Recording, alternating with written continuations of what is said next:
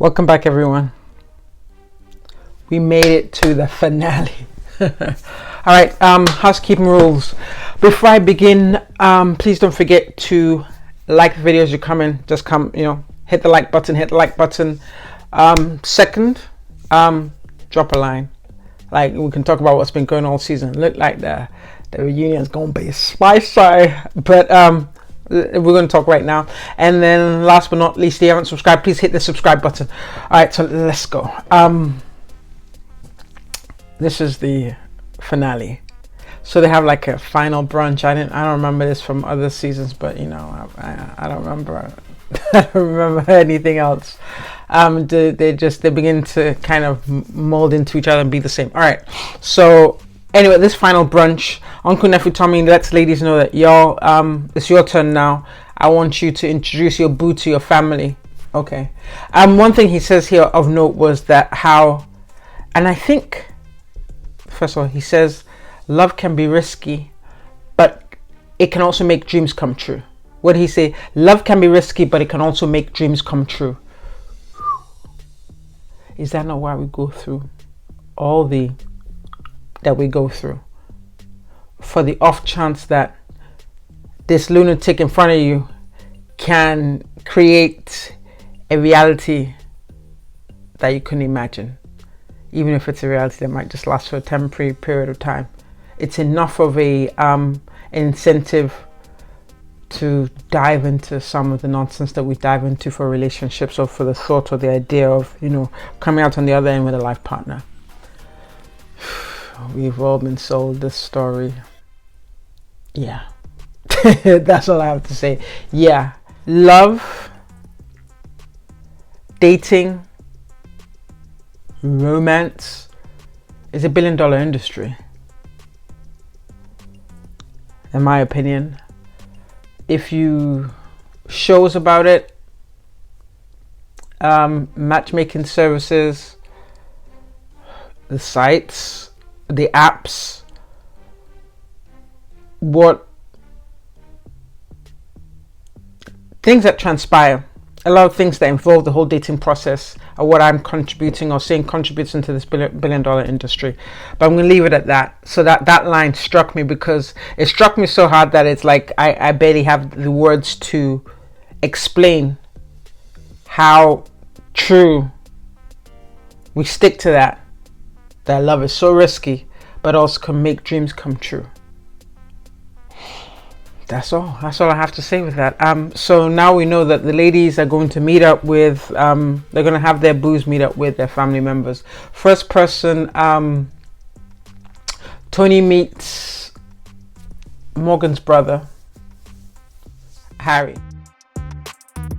ain't playing with him. I guess Morgan had given him a kind of lowdown. I don't know if she kind of told him that he had issues with anger, or he just, I'm sure she told him. But anyway, he also kind of that, and it was enhanced when he kind of explained that, Tony was from New York, the New York area. And so he's like, oh, that's a New York BB. Like, they crazy. But, Harry was respectful, but he wasn't playing. Like, he said a couple times, like, don't make me come down and have to deal with you if I need to. I wouldn't expect a brother to do any less. It was a respectful meeting of the gentlemen. Obviously, Harry did say at the end of it that, it's on you, girl. But, yeah, don't pour your eggs in that basket. It was realistic. It was a line that, what did he say? There was a line that Tony had said during the date. Something about, if I decide to take this any further, she'll be the priority of my life apart from God. Like, it's stuff like this that just had, Morgan's head spinning prior to this. And I say this because it seems like, I don't know Morgan and I don't know her story, but maybe she has met gentlemen who don't even go through the effort of, presenting a certain picture. So Morgan met this gentleman, Tony, who just appeared to be what she thinks she wants. I keep saying the word appeared because on the outside, initially for us, the first couple episodes, it seemed like, oh, nice, sexy, cool match.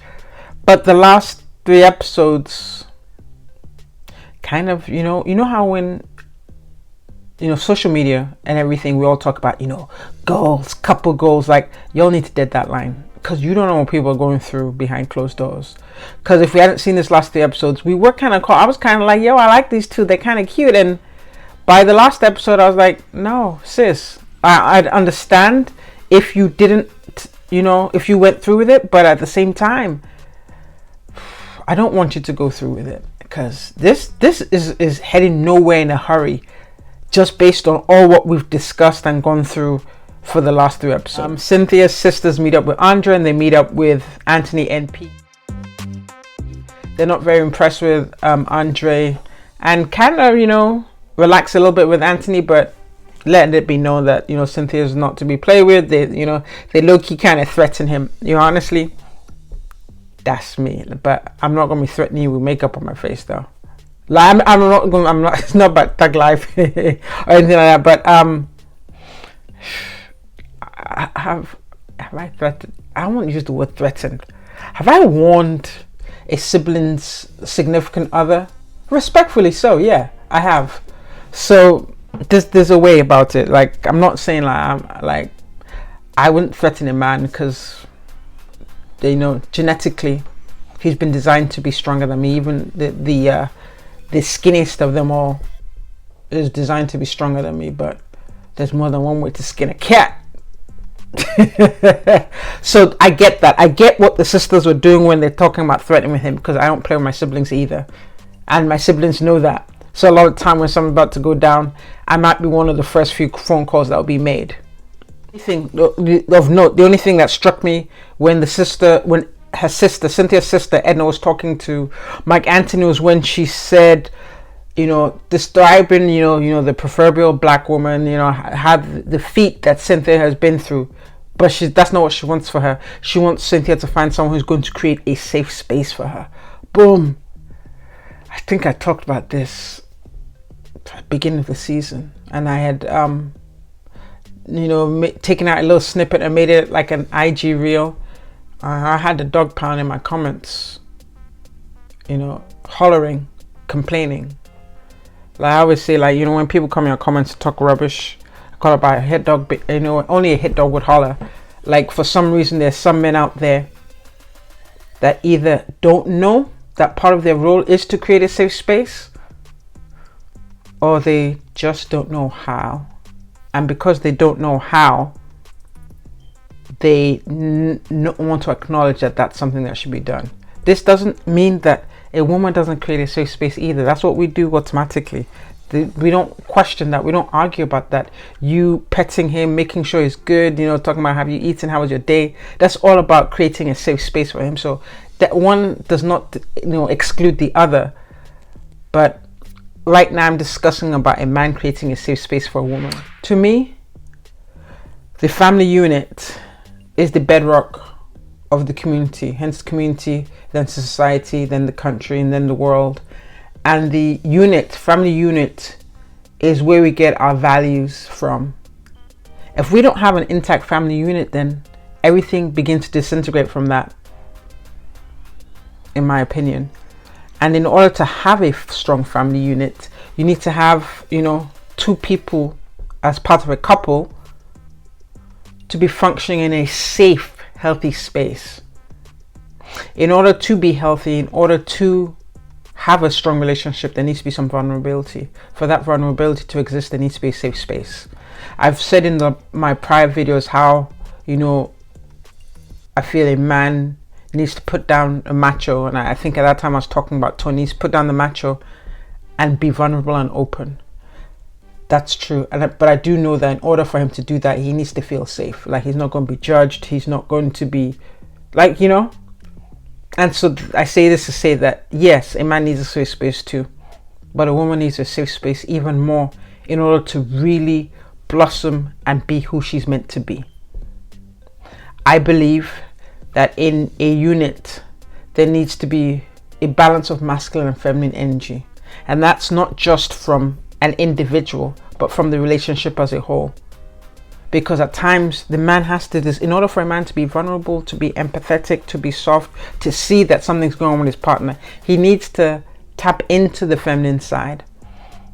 in order sometimes for a woman to cover for her man, she needs to tap into her masculine side. Like if he needs to rest, she's got him while he's resting. Next couple, well, the next person, Mercedes has a friend of hers, Vanessa, meet up with Mark Anthony. Right before Mark Anthony gets there, all I remember Mercedes talking about was like, he pretty. Like, that's all I remember. Maybe she said something else, but I don't know. It was nothing. I was just like, yo, sis, you dating him because he pretty? Like, I think we had said in the beginning, we had said in the beginning, I didn't really see, like, in fact, you know, the solid connection I'd seen were, I think that's why I was really invested in Tony and Morgan, because they seem to be like real solid and strong.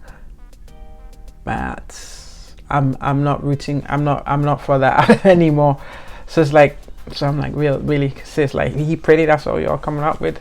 They're going to have to need change format of the show.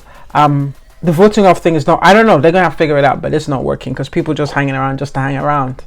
Like, all she says is he pretty. Like, that's it. Anyway, so they sit down with Mark Anthony, go back and forth. Like, Vanessa not playing, like she came in for WWF. Jeffrey's sister meets up with Andre. Yeah, whatever. That's what I have to say. Let's break down into the real reason why we're here. The couples, you meeting, you know, I choose you and you choose me. Oh, I choose myself. Oh, I don't, like, you know. So anyway, 4 couples, yeah. First couple to talk of, Mercedes, Mark Anthony.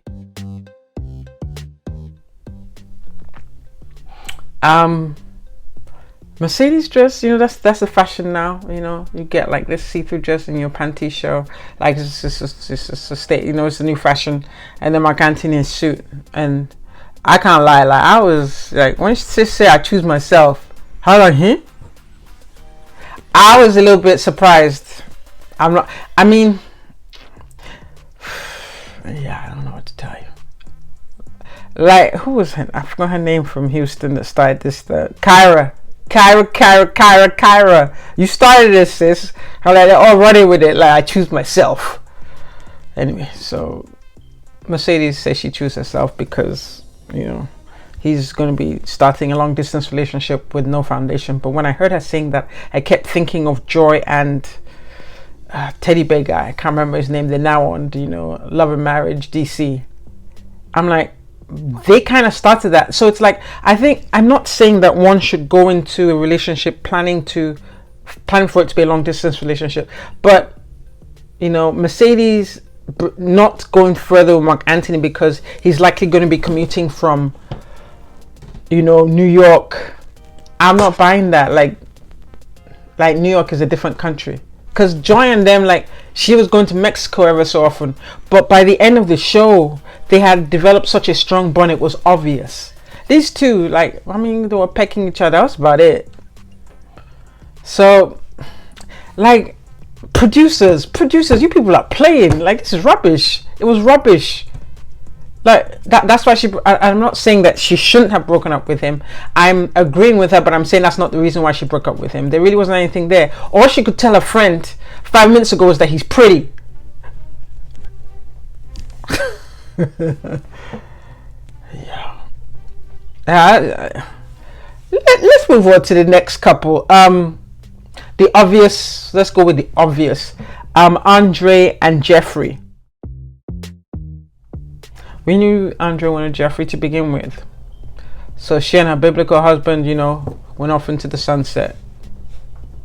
Of all the outfits that she's worn, I didn't like, you know, Jeffrey's outfit for this one. Like, this same, you know, your rubber stick butter pants under the gown. I don't know. It's okay. All right. So anyway, no surprise here, folks. We're going up next. Another A, Anthony and Cynthia. So I won't say I'm confused. Maybe the producers had her, because, you know, I said in the last episode, like, I don't know, like, she didn't allow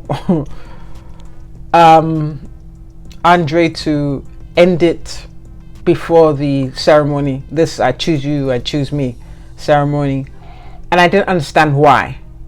I don't know, maybe the producers put her up to it to give us some suspense, because I was confused. I was like, is she gonna, because first of all, on one hand, you know, Cynthia had said that, you know, both she and Anthony had said that if they kissed, that they knew they were committed to each other. But then on the other hand, through the other corner of her mouth, she's saying she's not sure. So it was just like, it's not suspenseful, it just doesn't add up. Like, the math is not mathing, it makes no sense. I'm just like, okay, what are you people playing at? So yeah, I'm like, yeah, okay, good, because really, Cynthia, there's nobody else that I could see you with anyway, to be honest with you. So thank you for stop playing, and yo, so I'm hoping for the best for these two, because they seem like Cynthia, my girl, like she's solid, and Anthony is a solid fellow too. You know, I didn't say they were perfect, and just in Anthony's words, you talk about a union between a healed woman, not a perfect woman. Like, dude was spitting bars. He practiced this one in the ICU on a night shift. I thought that was real, because when we talk about healing, it's a journey, not a destination. There's no perfect human being, so your process of healing doesn't suddenly end. You don't not suddenly healed. You're healing. Like, it's not just like a cut. It just, this, because you get different circumstances, different lessons. So I was like, okay, good.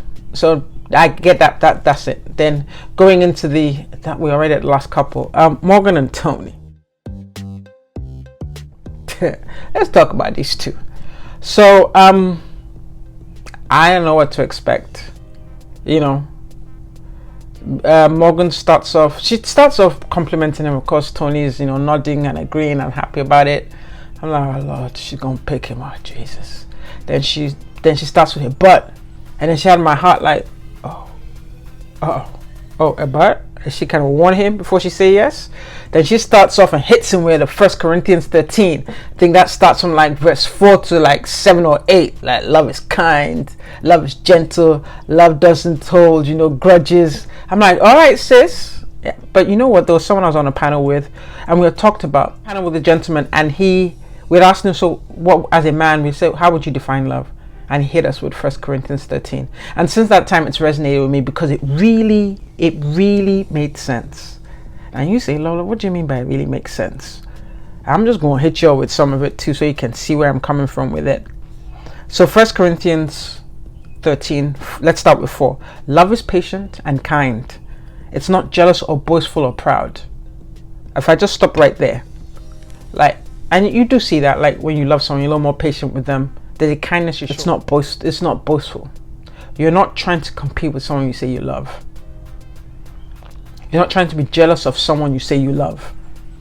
Well, if anything is going on with them, they're like an extension of you. So it's like, if something good happens for them, something good is happening for you. That's how you see it.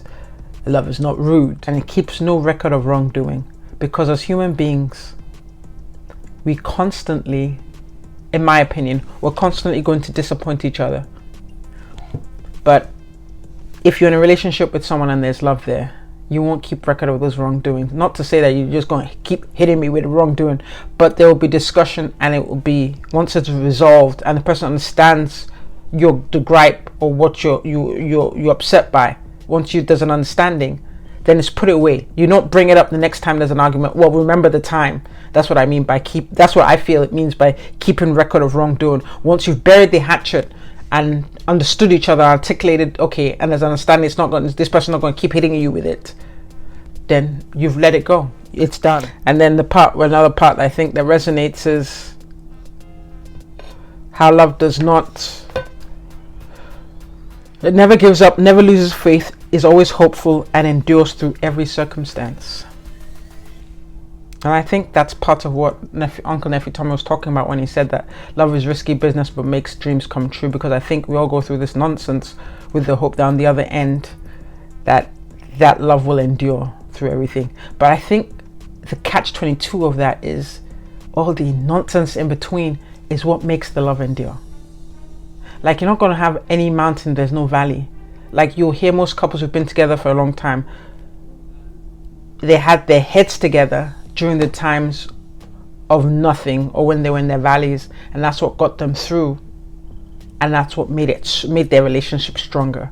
Like, if you think about it, as humans, we grow both spiritually and emotionally by going through something. Like you when you pray to God and say, Lord, make me wise, make me strong. Like, be careful what you're praying for, because then you're asking for adversity. You don't grow through fun. You don't have a good time and grow. That doesn't bring fun. Adversity brings the growth, unfortunately. So when they say know what you're asking for, know what you're asking for. So it's like that growth of a relationship. There's gonna be some stuff going on there, some stuff going on. That's not that when you get through that stuff the right way, and it's not just getting through that stuff or actually experiencing that stuff. It's actually getting through it the right way and resolving those issues.